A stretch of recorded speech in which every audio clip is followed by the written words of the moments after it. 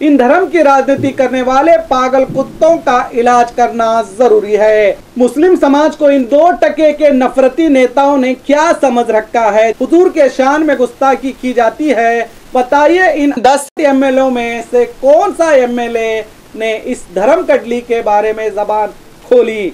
इन दोनों नेताओं को मेरा सलाम है। ऐसे होते हैं लीडर, और ऐसे लीडरों की हमें जरूरत है।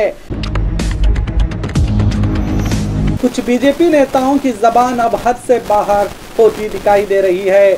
आए दिन मुसलमानों को निशाना बनाने के अलावा इनके पास कोई मुद्दा ही नहीं है। ये नेता सत्ता के नशे में इतने पागल हो गए हैं कि ये क्या कह रहे हैं इन्हें ही इसका अंदाजा नहीं है। सुफिया कुरैशी का मामला अभी थमा भी नहीं था, फिर एक BJP MLC N Ravi Kumar ने एक मुस्लिम महिला गुलबर्गा की IAS अधिकारी फौजिया तरन्नुम को पाकिस्तान से जोड़ दिया। सुनिए इस घटिया राजनेता ने क्या कहा। DC ಕಚೇರಿ ಮುಂದೆ ನಿಂತುಕೊಂಡು ಈ DC ಕಚೇರಿನೂ ಕೂಡ ಸ್ವಾತಂತ್ರ್ಯನ ಕಳ್ಕೊಂಡ್ಬಿಟ್ಟಿದೆ। DC ಆಗಿಯೂ ಕೂಡ ಈ DCನೂ ಕೂಡ ಅವ್ರು ಹೇಳ್ದಂಗೆ ಕೇಳ್ತಾ ಇದ್ದಾರೆ ಮೇಡಮ್ ಅವರು। ಅವರೇನು ಪಾಕಿಸ್ತಾನದಿಂದ ಬಂದಿದ್ದಾರೋ ಅಥವಾ ಇಲ್ಲಿ IAS ಆಫೀಸರ್ ಆಗಿದ್ದಾರೋ ಗೊತ್ತಿಲ್ಲ ನಮಗೆ। ಬಹುಶಃ ನಿಮ್ಮ ಚಪ್ಪಾಳೆಯನ್ನ ನೋಡಿದ್ರೆ ಬಹುಶಃ ಅವರು ಪಾಕಿಸ್ತಾನದಿಂದ ಬಂದಿದ್ದಾರೆ ಅನ್ನೋ ಕಾಣುತ್ತೆ। DC ये मैडम पाकिस्तान से आई है क्या? आपके तालियों को देखे तो DC पाकिस्तान से ही आई हैं, ऐसा मुझे लग रहा है। कहा है जो DC फौजिया तरन्नुम को पाकिस्तानी कह रहा है, जरा इसकी इंसानियत देखिए और किस तरह इसे लोग इंसानियत सिखा रहे हैं। ये वीडियो 2 साल पुराना है, जो कोलार तालुके के लक्ष्मी गेट के पास एक बाइक सवार से एमएलसी एन रवि कुमार की कार ने टक्कर मारी थी, जिससे एक व्यक्ति जख्मी हुआ था। इंसानियत को भूलकर उस जख्मी व्यक्ति को हॉस्पिटल ले जाने के बजाय कुछ नहीं हुआ कहकर जाने लगे तो रास्ते से गुजरने वाले लोगों ने इसकी क्लास ली। सुनिए।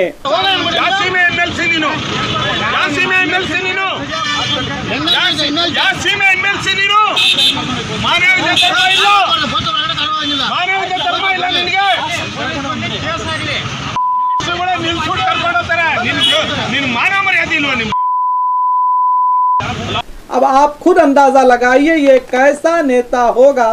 रास्ते पर कोई जख्मी हालात में है तो ऐसे कई नेता हैं जो अपनी कार में हॉस्पिटल ले जाकर इंसानियत बताई है, और ये एन रवि कुमार जो खुद अपने ही कार से टक्कर होने पर भी उस घायल व्यक्ति को अपने कार में हॉस्पिटल को ले जाने के बजाय खुद भाग रहा था। और ये घटिया नेता IAS अधिकारियों की ड्यूटी पर सवाल उठा रहा है, और इसे कैसे IAS ऑफिसर चाहिए सुनिए।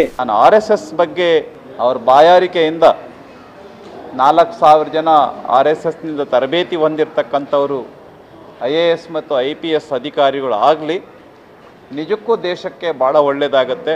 RSS ಎಲ್ಲಿರುತ್ತೋ ಅಲ್ಲಿ ಒಳ್ಳೆ ಕೆಲಸ ಆಗುತ್ತೆ। RSS ಇರೋದ್ರಿಂದನೇ ಈ ದೇಶದಲ್ಲಿ ಶಾಂತತೆ ನಿರ್ಮಾಣವಾಗಿದೆ।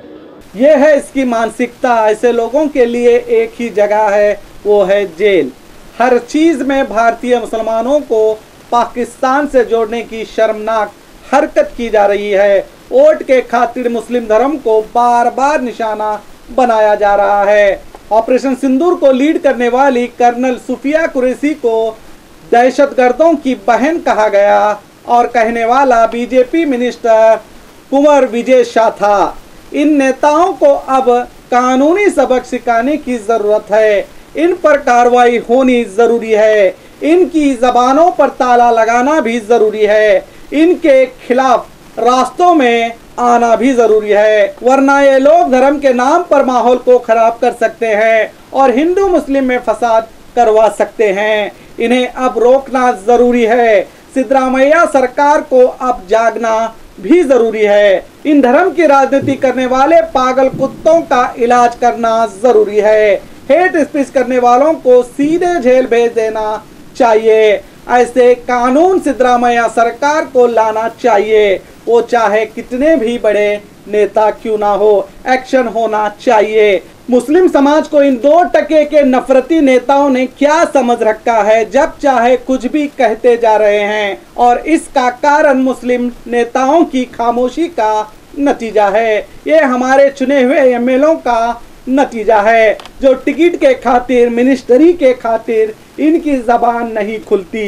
हुजूर के शान में गुस्ताखी की जाती है। बताइए इन 10 एमएलओ में से कौन सा एमएलए ने इस धर्म कटली के बारे में जबान खोली?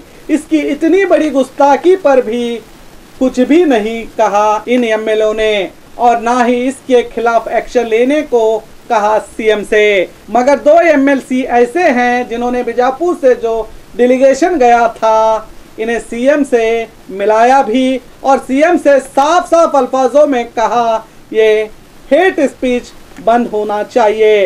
मुसलमानों के खिलाफ हेट स्पीच करने वालों पर सख्त से सख्त कार्रवाई होनी चाहिए कहा, वरना मुसलमान आपसे नाराज हो सकते हैं कहा। इन दोनों रहनुमाओं का नाम है जनाब के अब्दुल जब्बार साहब और जनाब नासिर अहमद साहब।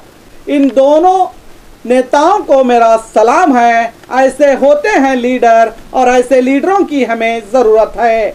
ऐसे नहीं जो अपने मतलब के हिसाब से अपनी ज़बान खोलें। ये सब तमाशा तो देखते हैं, मगर इनके मुंह से एक लफ्ज़ तक नहीं निकलता। ऐसे मुसलमान नेताओं की वजह से ही आज ये नफरती कुत्ते भौंक रहे हैं। मैं उन मुसलमानों से कहूँगा, कब तक खामोश रहोगे?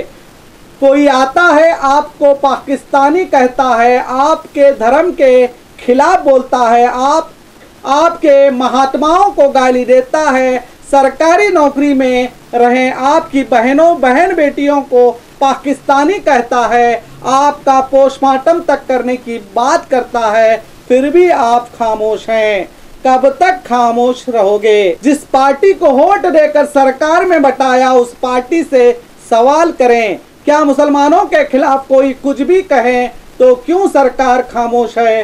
पूछिए, क्यों उनकी जबान बंद नहीं की जा रही है?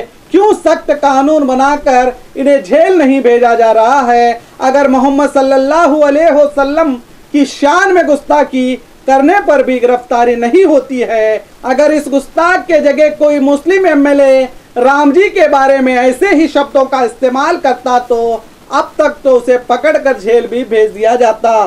कानून तो सबके लिए एक ही है, तो फिर ऐसा क्यों लग रहा है मुसलमानों के लिए कानून अलग है? पूछिए सरकार से। सोशल मीडिया आपके हाथों में है, शुरू कीजिए सवाल पूछना। कब खत्म होगा हेट स्पीच का सिस्टम? पूछिए, क्यों हेट स्पीच करने वालों को खुला छोड़ दिया जा रहा है? पूछिए, क्या मुसलमान इस देश के, इस राज्य के क्या शहरी नहीं है? पूछिए सरकार से। क्यों हमारे साथ सौतेला सलूक किया जा रहा है? पूछिए सरकार से। क्यों खामोश हैं सिद्धरामैया? पूछिए इनसे। हैशटैग कीजिए सिद्धरामैया जी को, डीके शिव कुमार जी को, राहुल गांधी जी को, मल्लिकार्जुन खड़गे जी को, और हैशटैग सिद्धरामैया क्यों खामोश हैं की मुहिम शुरू कीजिए। क्या जो सरकार सेकुलर कहती है, क्या वो नफरत बांटने वाले नेताओं को सबक सिखाकर अपना सेकुलर होने का फर्ज निभाएगी? जब तक इन नफरत बांटने वाले नेताओं को जेल नहीं भेजा जाता, ये मुहिम जारी रखिए। देखते हैं क्या कदम उठाती है सरकार। तो देखते रहिए बी न्यूज़ नेशन, हक की आवाज़। मैं हूँ शकील अहमद बागमारे। जय हिंद।